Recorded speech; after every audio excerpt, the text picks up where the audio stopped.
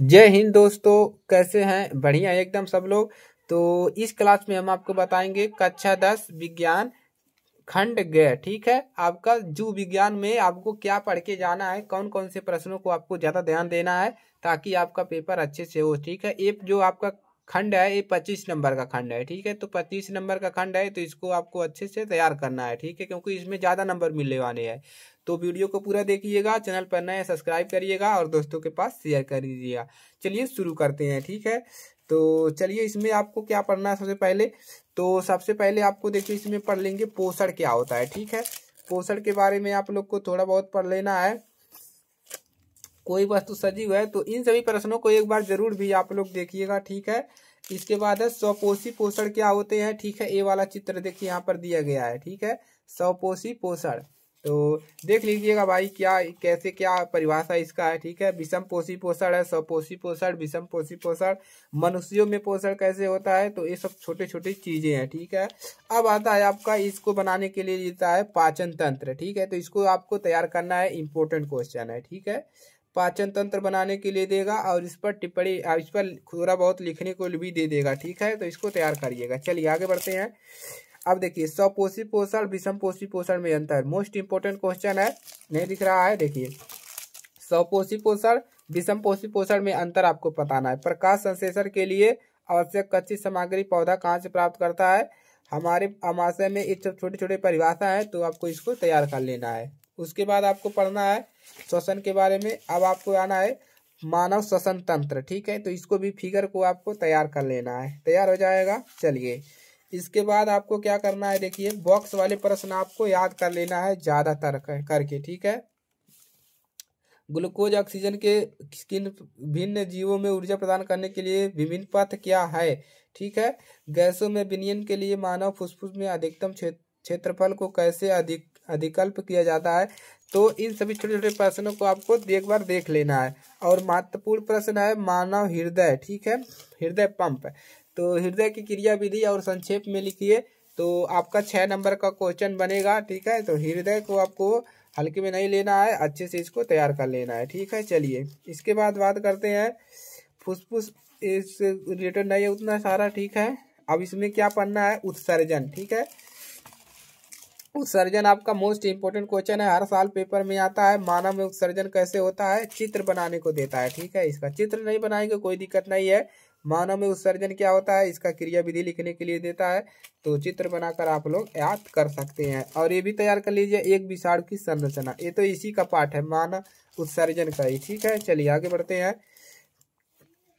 चलिए एक most important इस चैप्टर का सबसे महत्वपूर्ण प्रश्न है नेफ्रॉन। ठीक है, नेफ्रॉन की संरचना एवं क्रिया विधि बनाइए, इंपोर्टेंट क्वेश्चन है, वेरी वेरी मोस्ट इंपोर्टेंट। ठीक है, मूत्र बनाने की मात्रा का नियम किस प्रकार होता है, इसको याद करिएगा। उत्सर्जी पदार्थ के छुटकारा पाने के लिए पादक किन विधियों का प्रयोग करते हैं, ये वाले क्वेश्चन को आपको जरूर पढ़ के जाना है 100%। ठीक है, चलिए इसके बाद क्या है, इसके बाद आपका अभ्यास प्रश्न आ जाता है, हमारे शरीर में हीमोग्लोबिन की कमी से फुफ्फुस में कोशिकाओं को। ठीक है, चलिए अगला क्वेश्चन है नियंत्रण एवं समन्वय।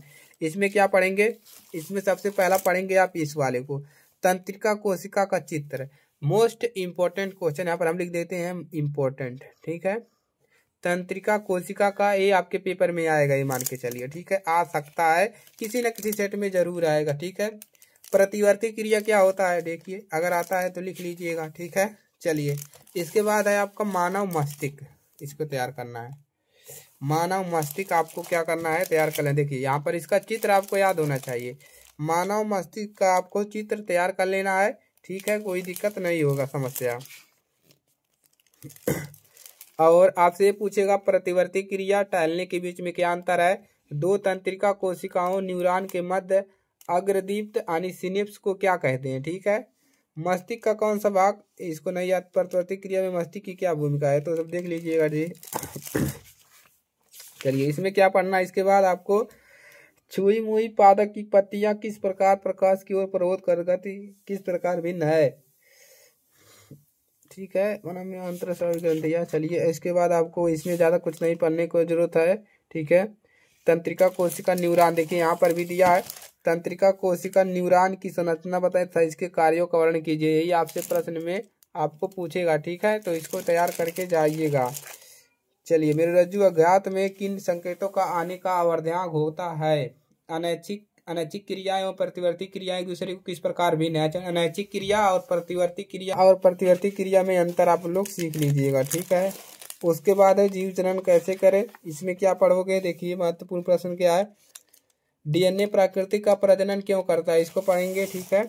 ये वाला डीएनए प्राकृतिक का प्रजनन क्यों करता है जीव में, इसको नहीं ध्यान देंगे ज्यादा। खंडन याद कर लीजिएगा, ठीक है।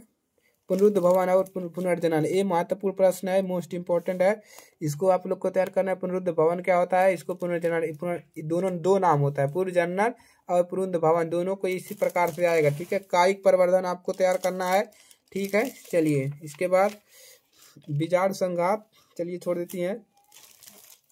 देखिए, द्विखंडन और बहुखंडन में अंतर, इसको पढ़ लीजिएगा। द्विखंडन बहुखंडन में किस प्रकार अंतर होता है? पुनरुद्ध भवन का क्वेश्चन दिया, डीएनए प्रकृति की जनन के लिए आवश्यक क्यों है, ठीक है। लैंगिक जनन पढ़ेंगे आप लोग, लैंगिक जनन अलैंगिक जनन क्या होता है, ठीक है। चलिए, उसके बाद मोस्ट इंपोर्टेंट क्वेश्चन, पुष्प में पौधे का जनन, पुष्पी पौधों में लैंगिक जनन। देखिए, ये वाला चित्र बनाएंगे, पुष्प का अनुदैर्घ्य काट है, तो इसको आपको इम्पोर्टेंट क्वेश्चन है, ठीक है। इसको आपको जरूर से पढ़ के जाना है, कुछ नहीं पढ़ेंगे इसको पढ़ लेंगे, ठीक है। और ठीक है, चलिए, मानव में लैंगिक जनन कैसे होता है, सबसे महत्वपूर्ण प्रश्न यही आपका है, ठीक है।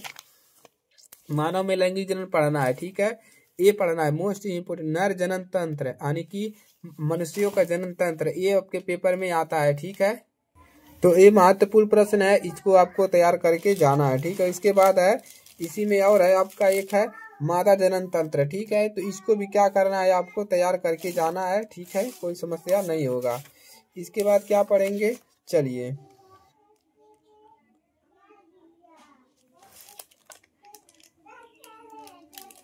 हाँ, एक प्रश्न और पढ़ लीजिएगा इसको। यदि कोई महिला कॉपर टीन की प्रयोग कर रही है तो क्या यह उसकी योनि संरक्षित होने रोगों से रक्षा करेगा? तो ये आपको शुक्राणु एवं प्रोटेस्टेंट की क्या भूमिका है? परागकण एवं निषेचन किस प्रकार होता है, ठीक है।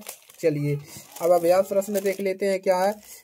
ये इसको पढ़ लीजिएगा। गर्भ निरोधक की विधियां कौन कौन सी हैं, ठीक है।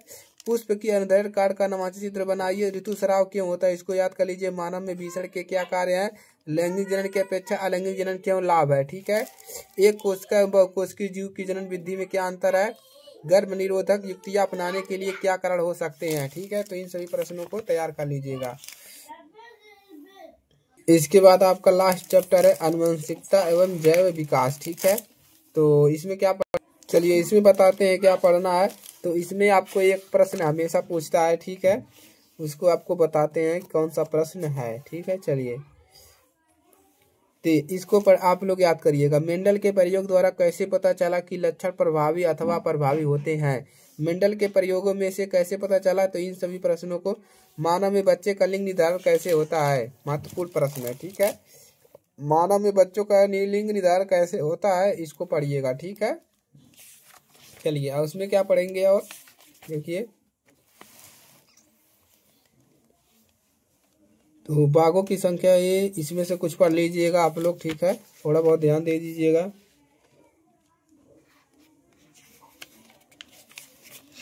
चलिए, और देखिए क्या इसमें पढ़ना है। इसमें वही दिया है, आनुवंशिकता का कैसे विकास होता है, और इसमें इसको देख लीजिएगा, ठीक है। क्या जीवाश्म में क्या है, वे कैसे विकास प्रक्रम दिशा में क्या दर्शाते हैं? क्या एक तितली और चमगादड़ के पंखों को समझाता अंक कहा जा सकता है, क्यों अथवा क्यों नहीं, ठीक है। तो ये देख लीजिएगा एक बार प्रश्नों को। इसके बाद आपको पढ़ना है इसमें, चलिए बताते हैं क्या पढ़ना है। चलिए, पर अभ्यास प्रश्न में देखिए क्या बताते हैं आपको क्या पढ़ना है, ठीक है। कुत्ते की खाल प्रभावी अंग ज्ञात करने के उद्देश्य से एक प्रोटेस्ट बताइए, इसको तैयार कर लीजिए। समझात अथवा समरूप अंगों का उदाहरण देते हुए समझाइए। जैव विकास वर्गीकरण का अध्ययन क्षेत्र किस प्रकार संबंधित है, ठीक है। अलैंगिक जनन की अपेक्षा संतानों की नर एवं मादा जनन में, तो इन सभी प्रश्नों को आप लोग ज्यादा ध्यान में दीजिएगा, ठीक है। मेंडल का आपको प्रश्न जरूर पढ़ के जाना है, तो कोई समस्या नहीं होगा, ठीक है। चलिए, तो इन आपको जीव विज्ञान में यही पढ़ के जाना है। मेंडल के प्रयोग आपको पढ़ के जाना है, ठीक है। तो समस्या नहीं, लेकिन निर्धारण कैसे होता है इसको पढ़ के जाना है दोनों प्रश्नों को, ठीक है। चलिए, तो आज के लिए सिर्फ इतना ही। अगर चैनल पर नए हैं सब्सक्राइब करिएगा, अपने दोस्तों के पास शेयर करिएगा, ठीक है। और उनको बताइए कि क्या क्या विज्ञान में पढ़ के जाना है। अगर आपने नोट्स बनाया है तो आप अपने नोट्स से पढ़िए, ठीक है। देखिए, अगर नोट से लिखेंगे तो आसानी होगा लिखने में और नंबर भी आपको अच्छे मिलते हैं नोट से, ठीक है। विद्या वगैरह से रट लोगे, विद्या वगैरह से 1 नंबर के क्वेश्चन करो, बाकी सब अपने नोट से अपना परिभाषाएं लिखो, ठीक है। एग्जामिनर भी देखते हैं कि बच्चा कहाँ से लिखा है, ठीक है, पढ़ के लिखा है कि विद्या से लिखा है, वो पता चल जाता है, ठीक है। तो चलिए, तो आप लोग अपना नोट्स पढ़िए, मेहनत करिए और अच्छा नंबर लाइए, ठीक है। मिलेंगे अगली क्लास में। जय हिंद, जय भारत। आपको फिजिक्स का जल्दी ही आपको महत्वपूर्ण प्रश्न बता देंगे ताकि आपको याद करने में कोई समस्या ना हो, ठीक है। चलिए।